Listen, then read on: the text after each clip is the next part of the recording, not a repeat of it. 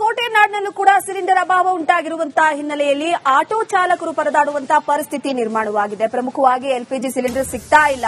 ಆ ಹಿನ್ನೆಲೆಯಲ್ಲಿ ಆಟೋಗಳು ಸರತಿ ಸಾಲಿನಲ್ಲಿ ನಿಂತು ಈಗ ಕಾಯುವಂತಹ ಪರಿಸ್ಥಿತಿ ನಿರ್ಮಾಣವಾಗಿದೆ. ಗ್ಯಾಸ್ಗಾಗಿ ಪರದಾಟ ಉಂಟಾಗಿದ್ದು ಸಿಎನ್ಜಿ ಬಂಕ್ ಮುಂದೆ ಕ್ಯೂ ನಿಲ್ಲಲಾಗಿದೆ. ಗ್ಯಾಸ್ ಬಂಕ್ ಮುಂದೆ ಆಟೋಗಳು ಸಾಲುಗಟ್ಟಿ ನಿಂತಿರುವಂತದ್ದು. ಚಿತ್ರದುರ್ಗ ನಗರದಲ್ಲಿ ಸುಮಾರು 20,000 ಆಟೋಗಳಿವೆ. ಆಟೋಗಳೆಲ್ಲ ಕೂಡ ಎಲ್ಪಿಜಿ ಗ್ಯಾಸ್ ಅನ್ನು ಬಳಸುವ ಮುಖಾಂತರವಾಗಿ ಪ್ರಯಾಣಿಕರನ್ನ ಒಂದು ಕಡೆಯಿಂದ ಒಂದು ಕಡೆಗೆ ಕರೆದುಕೊಂಡು ಹೋಗ್ತಾ ಇದ್ರು. ಈಗ ಆಟೋ ಎಲ್ಪಿಜಿ ಸಿಗದಿದ್ರೆ ಜೀವನ ದುಸ್ತರ ಅಂತ ಒಂದು ಕಡೆ ಅಲ್ಲನ್ನು ತೋಳ್ಕೊಂಡಿರುವಂತದ್ದು. ರಿಪಬ್ಲಿಕ್ ಕನ್ನಡಕ್ಕೆ ಆಟೋ ಚಾಲಕರ ನೋವಿನ ಮಾತು ಗಮನಿಸ್ತಾ ಇರಬಹುದು ನೀವು ದೃಶ್ಯದಲ್ಲಿ. ಆಟೋ ಚಾಲಕರು ಸರತಿ ಸಾಲಿನಲ್ಲಿ ನಿಂತುಕೊಂಡು ಸಿಎನ್ಜಿ ಬಂಕ್ ಮುಂದೆ ಎಲ್ಪಿಜಿ ಗ್ಯಾಸ್ ಅನ್ನು ತುಂಬಿಸಿಕೊಳ್ಳುವಂತಹ ಪರಿಸ್ಥಿತಿ ಈಗ ಬಂದಿದೆ. ಈ ಹಿಂದೆ ಎಲ್ಪಿಜಿ ಸಮಸ್ಯೆ ಇರಲಿಲ್ಲ, ಹಾಗಾಗಿ ಬಂದ ಕೂಡಲೇ ಗ್ಯಾಸ್ ಅನ್ನು ತುಂಬಿಸಿಕೊಂಡು ಹೋಗ್ಲಾಗ್ತಾ ಇತ್ತು. ಆದ್ರೆ ಈಗ ಸರತಿ ಸಾಲಿನಲ್ಲಿ ನಿಂತು ಗ್ಯಾಸ್ ತುಂಬಿಸಿಕೊಂಡು ಹೋಗುವಂತಹ ಪರಿಸ್ಥಿತಿ ಈಗ ನಿರ್ಮಾಣವಾಗಿರುವಂತದ್ದು. ಅದರ ಜೊತೆಗೆ ಸರಿಯಾಗಿ ಕೂಡ ಗ್ಯಾಸ್ ಸಿಗ್ತಾ ಇಲ್ಲ.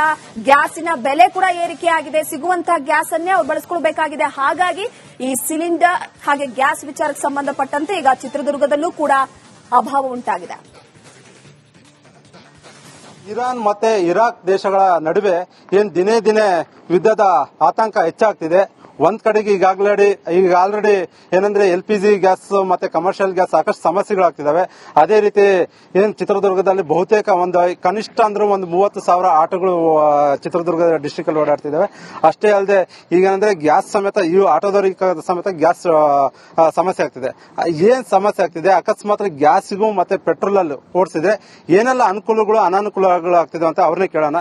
ಸರ್, ಏನಂದ್ರೆ ಇವತ್ತು ಯುದ್ಧದ ಭೀತಿ ದಿನೇ ದಿನೇ ಹೆಚ್ಚಾಗ್ತಿದ್ದು. ಆಲ್ರೆಡಿ 15 ದಿವಸ ಕಳೆದೋಗ್ಬಿಡ್ತು. ಈಗ ಆಲ್ರೆಡಿ ಸಾಕಷ್ಟು ಗ್ಯಾಸ್ ಸಮಸ್ಯೆ ಆಗ್ತಿದೆ. ಇಲ್ಲಿ ಆಟೋದವ್ರ ಸಮಸ್ಯೆ ಏನಾಗ್ತಿದೆ? ಆಟೋದವ್ರ ಸಮಸ್ಯೆಗಿಂತ ಮನೆಗಳದ್ದು ಬಹಳ ಸಮಸ್ಯೆ ಆಗ್ತಾ ಇದೆ. ಕಮರ್ಷಿಯಲ್ ಬಹಳ ಸಮಸ್ಯೆ ಆಗ್ತಾ ಇದೆ. ಎರಡು ದೇಶಗಳು ಒಪ್ಪಂದ ಕ್ಲೀನ್ ಮಾಡ್ಕೊಂಡ್ಬಿಟ್ಟು ಇವರು ಬಗೆಹರಿಸಬೇಕು ಬೇಗ. ಈಗ ಆತಂಕ ಏನ್ ಸರ್? ಈಗ ಆಲ್ರೆಡಿ ಆ ಹೋಟೆಲ್ ಮನೆಗಳಿಗೆ ಸಮಸ್ಯೆ ಆಗ್ತಿದೆ. ಈಗ ಗ್ಯಾಸ್ ಇದ್ರೆ ಚೆನ್ನಾಗೆ, ಸೌದೆ ಒಲೆಯಲ್ಲಿ ಯಾರು ಮಾಡೋರಿಲ್ಲ. ಈಗ ಓನ್ಲಿ ಗ್ಯಾಸ್ ಅದಿದ್ರೆ ಚೆನ್ನಾಗ ಒಪ್ಪಂದ ಮಾಡ್ಕೊಂಡು ಬೇಗ ಸ್ವಲ್ಪ ಮಾಡ್ಬೇಕು ಅವರು. ಈಗ ಆಟೋದವ್ರಿಗೆ ಸಮಸ್ಯೆ ಇದ್ರೆ ಆಟೋದವ್ರ ಸಮಸ್ಯೆನೇ ಬಹಳ ಆಗುತ್ತೆ.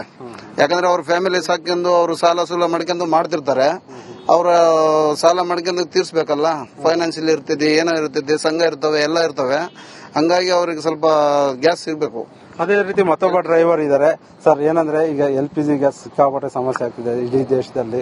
ಈಗ ಚಿತ್ರದುರ್ಗದಲ್ಲಿ ಯಾವ ತರ ಸಮಸ್ಯೆ? ನಿಮಗೆ ಒಂದು ವೇಳೆ ಆಟೋ ಗ್ಯಾಸ್ ಇದೆ ಅಂತ ಸಂದರ್ಭದಲ್ಲಿ ಯಾವ ತರ ಪ್ರಾಬ್ಲಮ್ ಆಗುತ್ತೆ? ಸರ್, ನಮ್ಮ ದುರ್ಗದಲ್ಲಿ ಈಗ ಸದ್ಯಕ್ಕೆ ಒಂದು 15-20,000 ಆಟೋ ಇದಾವೆ. ಸಾಲ ಸೂಲ ಮಾಡಿ ಆಟೋ ತಗೊಂಡಿರ್ತೀವಿ. ಈಗ ನಮಗೆ ಪೆಟ್ರೋಲ್ ಅಂತಂದ್ರೆ ನಮಗೆ ಜೋಡ್ಸಕ್ಕಾಗಲ್ಲ ಸರ್ ದುಡ್ಡು. ಈಗ 1 ಲೀಟರ್ ಪೆಟ್ರೋಲ್ಗೆ ಏನಿಲ್ಲ ಅಂದ್ರೆ ಒಂದು 7-8 ಕಿಲೋಮೀಟರ್ ಹೊಡಿಬಹುದು. ನಮಗೆ ದುಡ್ಡು ಆಗಲ್ಲ. ಇದು ಸಿಎನ್ಜಿ ಗ್ಯಾಸ್ ಆದ್ರೆ ಸುಮಾರು ನಾವು ಎಲ್ಪಿಜಿದು ತುಂಬಾ ಪ್ರಾಬ್ಲಮ್ ಆಗ್ತೈತೆ. ಮುಂದೆ ಈಗ ಇರಾನ್ ಇಸ್ರೇಲ್ ಯುದ್ಧ ಆಗ್ತೈತೆ. ಅದರಿಂದ ಸ್ವಲ್ಪ ಅವರು ಚೆನ್ನಾಗಿ ಇದ್ ಮಾಡ್ಕೊಂಡು ನಮ್ಗೆ ಆಡೋದವರಿಗೆ ಒಂದು ಗ್ಯಾಸಿಗೆ ಒಂದು ಮನೆಗೆ ಒಂದು ಒಳ್ಳೆ ಇದ್ ಮಾಡ್ಕೊಡ್ಬೇಕಂತ ನಾವು. ಈಗ ನೀವು ಪೆಟ್ರೋಲ್ ಅಲ್ಲಿ ಎಷ್ಟು ಓಡಿಸ್ತೀರಾ, ಎಷ್ಟು ಕಿಲೋಮೀಟರ್ ಬರುತ್ತೆ, ಮತ್ತೆ ಗ್ಯಾಸ್ ಅಲ್ಲಿ ಎಷ್ಟು ಕಿಲೋಮೀಟರ್ ಓಡಿಸ್ತೀರಾ? ನಿಮಗೆ ಸರ್ 15 ಕಿಲೋಮೀಟರ್ ಓಡಿಸ್ತಾರ 1 ಲೀಟರ್ ಪೆಟ್ರೋಲ್ಗೆ. ಅದು ದುಡ್ಡು ಆಗಲ್ಲ ಸರ್. ಈಗ 30-40 ರೂಪಾಯಿ ನಡೀತೈತೆ ಚಾರ್ಜ್ ಮಿನಿಮಮ್. ಈಗ 50-60 ರೂಪಾಯಿ ಕೊಡ್ರಿ ಅಂದ್ರೆ ಯಾಕೆ ಕೊಡಬೇಕು, ಕೊಡಲ್ಲ, ಬಸ್ಸಿಗೆ ಹೋಗ್ತೀವಿ ಹಂಗೆ ಅಂತಾರೆ. ನಮಗೆ ಇದ್ ಮಾಡಕ್ ಆಗಲ್ಲ ಸರ್. ಅದು ಪೆಟ್ರೋಲ್ ಅದು. ಗ್ಯಾಸ್ ಆದ್ರೆ ನಮಗೆ ಅನಿವಾರ್ಯ, ನಾವು ಹೆಂಗ ದುಡ್ಕೊಂಡ್ಬಿಡ್ತೀವಿ.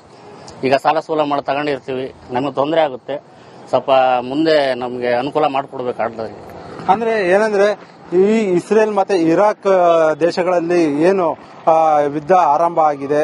ಈ ಯುದ್ಧ ದಿನೇ ದಿನೇ ಇದೇ ತರ ಮುಂದುವರೆದ್ರೆ ಚಿತ್ರದುರ್ಗ ಅಷ್ಟೇ ಅಲ್ಲದೆ ಇಡೀ ರಾಜ್ಯದಲ್ಲೇ ಆಟೋ ಡ್ರೈವರ್ಗಳಿಗೆ ಸಾಕಷ್ಟು ಸಮಸ್ಯೆ ಆಗ್ತಿದೆ ಅಂತ ಹೇಳ್ಬಿಟ್ಟು ಈ ಆಟೋದವರು ಹೇಳ್ತಿದ್ದಾರೆ. Veeresh V Challakere, republic Kannada, Chitradurga. ಕೋಟೆನಾಡಿನಲ್ಲೂ ಕೂಡ ಸಿಲಿಂಡರ್ ಅಭಾವ ಉಂಟಾಗಿರುವಂತಹ ಹಿನ್ನೆಲೆಯಲ್ಲಿ ಆಟೋ ಚಾಲಕರು ಪರದಾಡುವಂತಹ ಪರಿಸ್ಥಿತಿ ನಿರ್ಮಾಣವಾಗಿದೆ. ಪ್ರಮುಖವಾಗಿ ಎಲ್ಪಿಜಿ ಸಿಲಿಂಡರ್ ಸಿಗ್ತಾ ಇಲ್ಲ. ಆ ಹಿನ್ನೆಲೆಯಲ್ಲಿ ಆಟೋಗಳು ಸರತಿ ಸಾಲಿನಲ್ಲಿ ನಿಂತು ಈಗ ಕಾಯುವಂತಹ ಪರಿಸ್ಥಿತಿ ನಿರ್ಮಾಣವಾಗಿದೆ. ಗ್ಯಾಸ್ಗಾಗಿ ಪರದಾಟ ಉಂಟಾಗಿದ್ದು ಸಿಎನ್ಜಿ ಬಂಕ್ ಮುಂದೆ ಕ್ಯೂ ನಿಲ್ಲಲಾಗಿದೆ. ಗ್ಯಾಸ್ ಬಂಕ್ ಮುಂದೆ ಆಟೋಗಳು ಸಾಲುಗಟ್ಟಿ ನಿಂತಿರುವಂತದ್ದು. ಚಿತ್ರದುರ್ಗ ನಗರದಲ್ಲಿ ಸುಮಾರು 20,000 ಆಟೋಗಳಿವೆ. ಆಟೋಗಳೆಲ್ಲ ಕೂಡ ಎಲ್ಪಿಜಿ ಗ್ಯಾಸ್ ಅನ್ನು ಬಳಸುವ ಮುಖಾಂತರವಾಗಿ ಪ್ರಯಾಣಿಕರನ್ನ ಒಂದು ಕಡೆಯಿಂದ ಒಂದು ಕಡೆಗೆ ಕರೆದುಕೊಂಡು ಹೋಗ್ತಾ ಇದ್ರು. ಈಗ ಆಟೋ ಎಲ್ಪಿಜಿ ಸಿಗದಿದ್ರೆ ಜೀವನ ದುಸ್ತರ ಅಂತ ಒಂದು ಕಡೆ ಅಲ್ಲನ್ನು ತೋಳ್ಕೊಂಡಿರುವಂತದ್ದು. ರಿಪಬ್ಲಿಕ್ ಕನ್ನಡಕ್ಕೆ ಆಟೋ ಚಾಲಕರ ನೋವಿನ ಮಾತು ಗಮನಿಸ್ತಾ ಇರಬಹುದು ನೀವು ದೃಶ್ಯದಲ್ಲಿ. ಆಟೋ ಚಾಲಕರು ಸರತಿ ಸಾಲಿನಲ್ಲಿ ನಿಂತುಕೊಂಡು ಸಿಎನ್ಜಿ ಬಂಕ್ ಮುಂದೆ ಎಲ್ಪಿಜಿ ಗ್ಯಾಸ್ ಅನ್ನ ತುಂಬಿಸಿಕೊಳ್ಳುವಂತಹ ಪರಿಸ್ಥಿತಿ ಈಗ ಬಂದಿದೆ. ಈ ಹಿಂದೆ ಎಲ್ಪಿಜಿ ಸಮಸ್ಯೆ ಇರಲಿಲ್ಲ, ಹಾಗಾಗಿ ಬಂದ ಕೂಡಲೇ ಗ್ಯಾಸ್ ಅನ್ನ ತುಂಬಿಸಿಕೊಂಡು ಹೋಗ್ಲಾಗ್ತಾ ಇತ್ತು. ಆದ್ರೆ ಈಗ ಸರತಿ ಸಾಲಿನಲ್ಲಿ ನಿಂತು ಗ್ಯಾಸ್ ತುಂಬಿಸಿಕೊಂಡು ಹೋಗುವಂತಹ ಪರಿಸ್ಥಿತಿ ಈಗ ನಿರ್ಮಾಣವಾಗಿರುವಂತದ್ದು. ಅದರ ಜೊತೆಗೆ ಸರಿಯಾಗಿ ಕೂಡ ಗ್ಯಾಸ್ ಸಿಗ್ತಾ ಇಲ್ಲ, ಗ್ಯಾಸಿನ ಬೆಲೆ ಕೂಡ ಏರಿಕೆ ಆಗಿದೆ, ಸಿಗುವಂತಹ ಗ್ಯಾಸ್ ಅನ್ನೇ ಅವ್ರು ಬಳಸಿಕೊಳ್ಳಬೇಕಾಗಿದೆ. ಹಾಗಾಗಿ ಈ ಸಿಲಿಂಡರ್ ಹಾಗೆ ಗ್ಯಾಸ್ ವಿಚಾರಕ್ಕೆ ಸಂಬಂಧಪಟ್ಟಂತೆ ಈಗ ಚಿತ್ರದುರ್ಗದಲ್ಲೂ ಕೂಡ ಅಭಾವ ಉಂಟಾಗಿದೆ. ಇರಾನ್ ಮತ್ತೆ ಇರಾಕ್ ದೇಶಗಳ ನಡುವೆ ಏನ್ ದಿನೇ ದಿನೇ ಯುದ್ಧದ ಆತಂಕ ಹೆಚ್ಚಾಗ್ತಿದೆ. ಒಂದ್ ಕಡೆಗೆ ಈಗ ಆಲ್ರೆಡಿ ಏನಂದ್ರೆ LPG ಗ್ಯಾಸ್ ಮತ್ತೆ ಕಮರ್ಷಿಯಲ್ ಗ್ಯಾಸ್ ಸಾಕಷ್ಟು ಸಮಸ್ಯೆಗಳಾಗ್ತಿದಾವೆ. ಅದೇ ರೀತಿ ಏನ್ ಚಿತ್ರದುರ್ಗದಲ್ಲಿ ಬಹುತೇಕ ಕನಿಷ್ಠ ಅಂದ್ರೆ 30,000 ಆಟೋಗಳು ಚಿತ್ರದುರ್ಗ ಡಿಸ್ಟಿಕ್ ಅಲ್ಲಿ ಓಡಾಡ್ತಿದಾವೆ. ಅಷ್ಟೇ ಅಲ್ಲದೆ ಈಗ ಅಂದ್ರೆ ಗ್ಯಾಸ್ ಸಮೇತ ಈ ಆಟೋದವರಿಗೆ ಸಮೇತ ಗ್ಯಾಸ್ ಸಮಸ್ಯೆ ಆಗ್ತಿದೆ. ಏನ್ ಸಮಸ್ಯೆ ಆಗ್ತಿದೆ, ಅಕಸ್ಮಾತ್ ಗ್ಯಾಸ್ಗೂ ಮತ್ತೆ ಪೆಟ್ರೋಲ್ ಅಲ್ಲಿ ಓಡಿಸಿದ್ರೆ ಏನೆಲ್ಲ ಅನುಕೂಲಗಳು ಅನಾನುಕೂಲಗಳು ಆಗ್ತಿದೆ ಅಂತ ಅವ್ರನ್ನೇ ಕೇಳೋಣ. ಸರ್, ಏನಂದ್ರೆ ಇವತ್ತು ಯುದ್ಧದ ಭೀತಿ ದಿನೇ ದಿನೇ ಹೆಚ್ಚಾಗ್ತಿದ್ದು, ಆಲ್ರೆಡಿ 15 ದಿವಸ ಕಳೆದೋಗ್ಬಿಡ್ತು. ಈಗ ಆಲ್ರೆಡಿ ಸಾಕಷ್ಟು ಗ್ಯಾಸ್ ಸಮಸ್ಯೆ ಆಗ್ತಿದೆ. ಇಲ್ಲಿ ಆಟೋದವ್ರ ಸಮಸ್ಯೆ ಏನಾಗ್ತಿದೆ? ಆಟೋದವ್ರ ಸಮಸ್ಯೆಗಿಂತ ಮನೆಗಳದ್ದು ಬಹಳ ಸಮಸ್ಯೆ ಆಗ್ತಾ ಇದೆ. ಕಮರ್ಷಿಯಲ್ ಬಹಳ ಸಮಸ್ಯೆ ಆಗ್ತಾ ಇದೆ. ಎರಡು ದೇಶಗಳು ಒಪ್ಪಂದ ಕ್ಲೀನ್ ಮಾಡ್ಕೊಂಡ್ಬಿಟ್ಟು ಇವರು ಬಗೆಹರಿಸಬೇಕು ಬೇಗ. ಈಗ ಆತಂಕ ಏನ್ ಸರ್? ಈಗ ಆಲ್ರೆಡಿ ಆ ಹೋಟೆಲ್ ಮನೆಗಳಿಗೆ ಸಮಸ್ಯೆ ಆಗ್ತಿದೆ. ಈಗ ಗ್ಯಾಸ್ ಇದ್ರೆ ಚೆನ್ನಾಗೆ, ಸೌದೆ ಒಲೆಯಲ್ಲಿ ಯಾರು ಮಾಡೋರಿಲ್ಲ. ಈಗ ಓನ್ಲಿ ಗ್ಯಾಸ್ ಅದಿದ್ರೆ ಚೆನ್ನಾಗ ಒಪ್ಪಂದ ಮಾಡ್ಕೊಂಡು ಬೇಗ ಸ್ವಲ್ಪ ಮಾಡ್ಬೇಕು ಅವರು. ಈಗ ಆಟೋದವ್ರಿಗೆ ಸಮಸ್ಯೆ ಇದ್ರೆ ಆಟೋದವ್ರ ಫ್ಯಾಮಿಲೀಸ್ ಆಟೋದವ್ರ ಸಮಸ್ಯೆನೆ ಬಹಳ ಆಗುತ್ತೆ. ಯಾಕಂದ್ರೆ ಅವ್ರ ಫ್ಯಾಮಿಲಿ ಸಾಕೊಂಡು ಅವರು ಸಾಲ ಮಾಡ್ಕೊಂಡು ಮಾಡ್ತಿರ್ತಾರೆ. ಅವ್ರ ಸಾಲ ಮಾಡ್ಕೊಂಡು ತೀರ್ಸ್ಬೇಕಲ್ಲ. ಫೈನಾನ್ಸಿಯಲ್ ಇರ್ತದೆ, ಏನೋ ಇರ್ತದೆ, ಸಂಘ ಇರ್ತವೆ, ಎಲ್ಲ ಇರ್ತವೆ. ಹಂಗಾಗಿ ಅವ್ರಿಗೆ ಸ್ವಲ್ಪ ಗ್ಯಾಸ್ ಸಿಗ್ಬೇಕು. ಅದೇ ರೀತಿ ಮತ್ತೊಬ್ಬ ಡ್ರೈವರ್ ಇದ್ದಾರೆ. ಸರ್, ಏನಂದ್ರೆ ಈಗ LPG ಗ್ಯಾಸ್ ಸಿಕ್ಕಾಪಟ್ಟೆ ಸಮಸ್ಯೆ ಆಗ್ತಿದೆ ಇಡೀ ದೇಶದಲ್ಲಿ.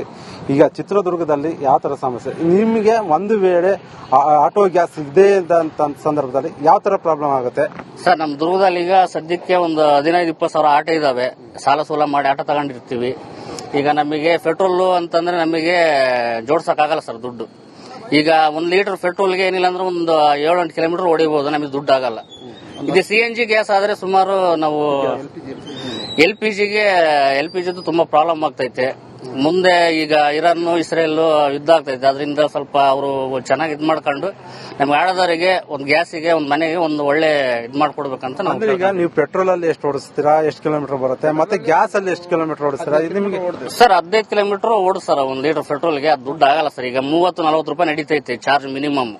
ಈಗ 50-60 ರೂಪಾಯಿ ಕೊಡ್ರಿ ಅಂದ್ರೆ ಯಾಕೆ ಕೊಡಬೇಕು, ಕೊಡಲ್ಲ, ಬಸ್ಸಿಗೆ ಹೋಗ್ತೀವಿ ಹಂಗೆ ಅಂತಾರೆ.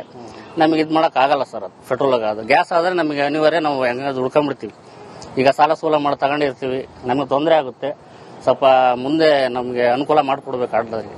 ಅಂದ್ರೆ ಏನಂದ್ರೆ ಈ ಇಸ್ರೇಲ್ ಮತ್ತೆ ಇರಾಕ್ ದೇಶಗಳಲ್ಲಿ ಏನು ಯುದ್ಧ ಆರಂಭ ಆಗಿದೆ, ಈ ಯುದ್ಧ ದಿನೇ ದಿನೇ ಇದೇ ತರ ಮುಂದುವರೆದ್ರೆ ಚಿತ್ರದುರ್ಗ ಅಷ್ಟೇ ಅಲ್ಲದೆ ಇಡೀ ರಾಜ್ಯದಲ್ಲೇ ಆಟೋ ಡ್ರೈವರ್ಗಳಿಗೆ ಸಾಕಷ್ಟು ಸಮಸ್ಯೆ ಆಗ್ತಿದೆ ಅಂತ ಹೇಳ್ಬಿಟ್ಟು ಈ ಆಟೋದವರು ಹೇಳ್ತಿದ್ದಾರೆ. Veeresh V Challakere, republic Kannada, Chitradurga.